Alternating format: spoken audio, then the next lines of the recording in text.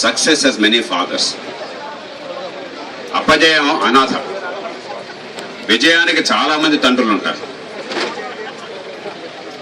ఏ కారణంగా కూడా పని పూర్తయింది, 5 ఏళ్ల ఆలస్యం వల్ల రోజుకి దాదాపు 10 లక్షల రూపాయలు నష్టమైంది నా దృష్టిలో. ఎందుకంటే కనీసం 1,00,000 వాహనాలు వెళ్లేది ఉంది ఈ రహదారి మీద. ఒక్కో వాహనానికి 10 రూపాయలు మాత్రమే నష్టం అనుకున్నా కూడా ఒక్కొక్కసారి నేను తక్కువ అంచనా వేస్తున్నాను కావాలని చెప్పి. కొన్ని సందర్భాల్లో చాలా ఎక్కువ ఉంటుంది. పోయే టైం కానీ, లేకపోతే పొల్యూషన్ కానీ, ఫ్యూయల్ కానీ, వేర్ అండ్ టైర్ కానీ కనీసం 10 రూపాయలు ఉంటుంది ఒక్కోసారి. రోజుకు 10 లక్షలు లెక్కేసుకుంటే 5 ఏళ్లకి 200 కోట్ల రూపాయలు మన సమాజం నష్టపోయింది. సరే, ప్రభుత్వ సంస్థలకి 24 కోట్ల రూపాయల ద్వారా 56 కోట్లు అయినప్పటికీ ఖర్చు పెరిగింది. 150 ఏళ్ల క్రితం సరార్దర్ కాటన్ తెల్లవాడి పాలనలో మనం చెప్పుకుంటున్నాం ఇంత గొప్ప పరిపాలన ఇస్తున్నామని చెప్పాను. ఒకరోజు సభలోని దుష్పరిపాలన అంటే చాలా మంది బాధపడ్డారు. ఈ ఫ్లైఓవర్ గురించి మాట్లాడుతూ, ఆరోగ్యం గురించి మాట్లాడుతూ దుష్పరిపాలనకు సంకేతం అంటే పాపం బాధపడ్డారు. వ్యక్తుల గురించి మాట్లాడలేదా నేను, వ్యవస్థగా మనం విఫలమైనా, లేకపోతే 5 ఏళ్ళు పట్టక్కర్లేదు. సరార్దర్ కాటన్ 150 ఏళ్ల క్రితం మీలో కొంతమంది గోదావరి దంట గురించి అవగాహన ఉన్నాడు.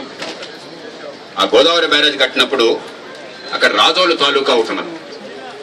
ఆ రాజోలు తాలూకా మళ్ళీ ఒక ద్వీపంలాగా ఉంటుంది. గోదావరి మళ్ళీ 2 పాయలుగా ఉండి వైనతేయము, వశిష్ఠ గోదావరి 2 ఉండి ఆ మధ్య రాజోలు ఉంటుంది. కాబట్టి ఆ గోదావరి మీద ఒక బ్రిడ్జి కట్టి, యాక్విడక్ట్ అంటాం, దాన్ని కట్టి నీళ్ళు తీసుకెళ్లాల్సి వచ్చింది.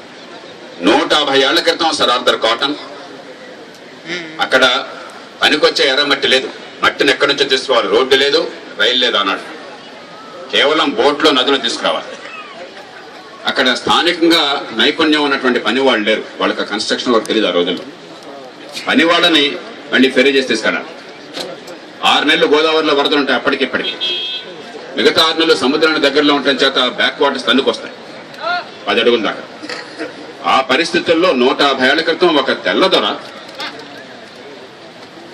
వలస పాలన అధికారి కేవలం ఒక్క వర్కింగ్ సీజన్ లో 6 నెలల్లో గోదావరి నది మీద యాక్టివిటీ పూర్తి చేశారు.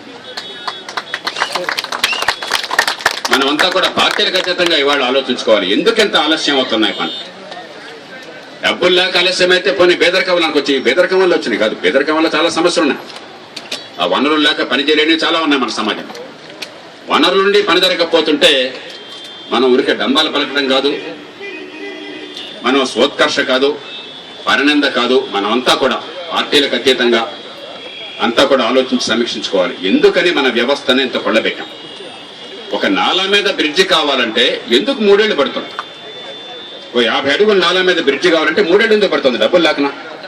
ఇప్పుడు కూడా మంత్రి గారికి చెప్పాను, డబ్బులు మున్సిపల్ కార్పొరేషన్ లో అది చేయాలని అంగీకరించి చేపట్టాక, స్టాండింగ్ కమిటీ ఒప్పుకున్నాక ఆ కార్పొరేషన్ ఫుల్ కార్పొరేషన్ మీట్ అవ్వాలంటే 9 నెలలు. గవర్నమెంట్ లో ఏడాది కూర్చుంటున్నారు. మరి కూకట్పల్లిలో నాలా మీద బ్రిడ్జి కట్టాలి ఫతేనగర్ లో అని చెప్పంటే, లేకపోతే ఇందిరాగాంధీ నగర్ లో బ్రిడ్జి కట్టాలి చిన్నది నాలా మీద అంటే పెద్దదో నది మీద బ్రిడ్జి కాదు. అంటే ఈ అవరోధాలన్నీ దాటి వెళితే మళ్ళీ గవర్నమెంట్ దగ్గర సంవత్సరం కూర్చుంటున్నాం. ఎందుకయ్యా ఇది మనకేమైనా సిగ్గుందా అని చెప్పి అంటుంటే, ఇప్పుడు బిల్లు పెడుతున్నాం సార్, తప్పకున్నాను. 5 కోట్ల రూపాయల దాకా మున్సిపల్ కార్పొరేషన్కి అధికారం ఉండేట్టుగా మేము చేస్తున్నాం. నా మాట నమ్మండి, అసెంబ్లీలో పెట్టాం. మీరంతా గట్టిగా గొంతుపితే రేపు అసెంబ్లీలో బిల్లు పాస్ అవుతుంది అంటున్నారు. అది వెంటనే చట్టం కావాలి. రెండవది, దాంతో ఆగితే లాభం లేదు. ఈ సమన్వయ లోపాన్ని నివారించడం కోసం ముఖ్యంగా ట్రాన్స్పోర్ట్ విషయంలో ఇంటిగ్రేటెడ్ ట్రాన్స్పోర్ట్ అథారిటీ కావాలి. రైల్వేలు కావచ్చు, రేపొద్దున మెట్రో వస్తుంది, మెట్రో రైలు కావచ్చు, ఆర్టీసీ కావచ్చు, జిహెచ్ఎంసీ కావచ్చు, అన్ని సంస్థల్ని కూడా సమన్వయం చేసి వీడు వాడి మీద నెపం పెట్టకుండా ఆ సమన్వయం చేసేటువంటి అధికారాన్ని చట్టబద్ధంగా ఒక సంస్థకి ఇచ్చినట్టయితే వీటిలో చాలా సమస్యలు పరిష్కారం అవుతాయి. మనం ఏదో పాకిస్తాన్ అని అర్థించినట్టుగా ఇక్కడ మాకు బ్లాక్ టైం ఇవ్వండి సార్, ఇదిగో ఈ డిజైన్ అప్రూవ్ చేయండి సార్, మీరు డబ్బులు మళ్ళీ మనం పెడుతున్నాం. ఈ పద్ధతి సరైనది కాదు. ప్రభుత్వంలో ఎన్నిసార్లు ఒక మధ్యరాజు గారు, వారిని అభినందిస్తున్నాను, చీఫ్ ఇంజనీర్ హెచ్ఎండిఏ, రోజు ఆయనకి నేను ఫోన్ చేసి ఆయనకి ప్రజల బాధనంతా వాళ్ళు చెప్పడం, గట్టిగా మళ్ళీ ఆయన బాధ చెప్పడం, మళ్ళీ నేను ఒక చీఫ్ సెక్రటరీకో, ప్రిన్సిపల్ సెక్రటరీకో, సీఎంకో, మరొకరికో మాట్లాడి మళ్ళీ వాళ్ళని పోయడం. ఇంత వేదన అక్కర్లా ఒక మామూలు పని కోసం. చాలా వేగంగా పనులు అయ్యేటువంటి ఏర్పాటు కావాలి, అధికార వికేంద్రీకరణ కావాలి, సమన్వయం కోసం ఏర్పాట్లు కావాలి. కూకట్పల్లి నియోజకవర్గాన్ని గురించిన దాకా పెద్దలు సోదరులు పార్లమెంట్ సభ్యులు సత్యనారాయణ గారు చెప్పారు. ఖచ్చితంగా ఈ ప్రాంతంలో ప్రజలు పన్నులు కడుతున్నారు. 82 కోట్ల రూపాయలు ఒక కూకట్పల్లి సర్కిల్లోనే పన్నులు కట్టారు ఈ సంవత్సరం. బహుశా నగరం మొత్తంలో అతి ఎక్కువ పన్నులు కట్టిన ప్రాంతం కాబట్టి పన్నులు చేయించుకునే హక్కు మనందరికీ ఉన్నది. ఇక్కడ మనం ఎవరిని మెహర్బాని అడగడం లేదు, యాచించడం లేదు. ఒక మున్సిపల్ పనులే 82 కోట్ల రూపాయలు కట్టారు. మిగతా పనులు కాకుండా, ఇంకా వాటర్ సప్లై బోర్డుకి ఇచ్చే సెస్సులు కాకుండా, ఇంకా రాష్ట్ర ప్రభుత్వానికి ఇచ్చే పనులు కాకుండా, కేంద్రానికి ఇచ్చే పనులు కాకుండా కేవలం మున్సిపల్ పనులు, ప్రాపర్టీ ట్యాక్స్ 82 కోట్లు కట్టారు. కాబట్టి పనులు చేయించుకునే హక్కు మనకున్నది. ఏ మాట కామాట చెప్పుకోవాలి. ఆలస్యం జరుగుతున్నా కూడా నేను మున్సిపల్ కార్పొరేషన్తో పాటు వారు కూకట్పల్లి ప్రాంతానికి ఇక్కడున్న హక్కుని, అవసరాన్ని గమనించి నిధుల విషయంలో అన్యాయం చేయడంలో ప్రభుత్వం కానీ, నేను ఏదో పార్టీల రాజకీయం మాట్లాడేవాడిని కాదు. వాళ్ళు అన్యాయం చేసేటైతే 800 కోట్ల రూపాయలు కేవలం కూకట్పల్లి సర్కిల్, కూకట్పల్లి నియోజకవర్గ ప్రాంతానికే అన్ని శాఖల పనులు వచ్చాయి.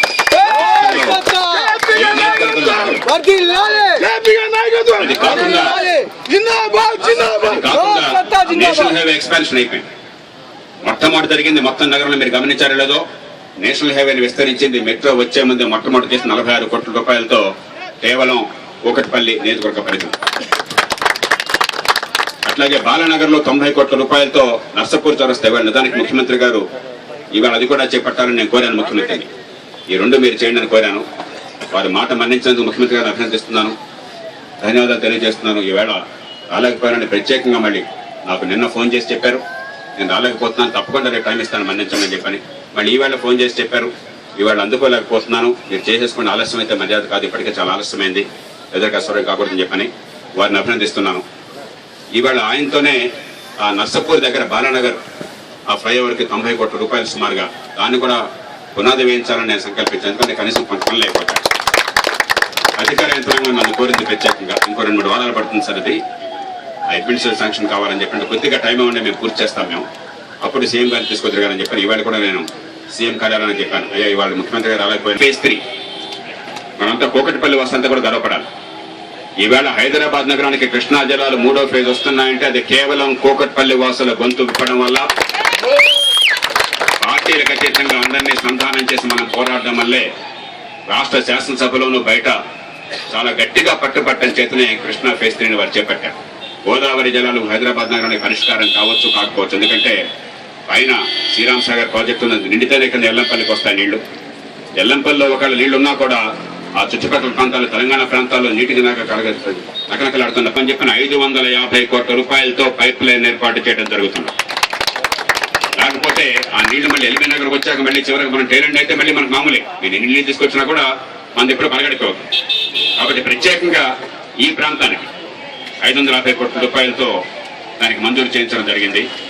ఆ పనులు పూర్తి అవుతాయని చెప్పి ఆశిస్తున్నాను. ఈలోగా నేను ఇక్కడ స్థానిక ప్రజలను కోరేది, కూకట్పల్లి ప్రాంతంలో ఈ నియోజకవర్గం మొత్తంలో కూడా చట్టానికి బాగా బద్ధులుగా ఉండేవారు,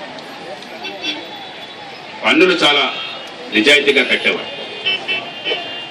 క్రమశిక్షణతో ఉండేవారు, కులాలు, మతాలు, పార్టీలు, ప్రాంతాలకు అతీతంగా సంఘటితంగా పనిచేశారు. ఆ సంఘటితత్వాన్ని కాపాడుకోండి. ఈ కులాలు ఉంటాయి, అవి పోతాయి. ఈ కులాలు మనకు కూడి పెట్టం, ఈ పార్టీలు మనకి ఎట్టి పరిస్థితుల్లోనూ ప్రాణాలు పెట్టం.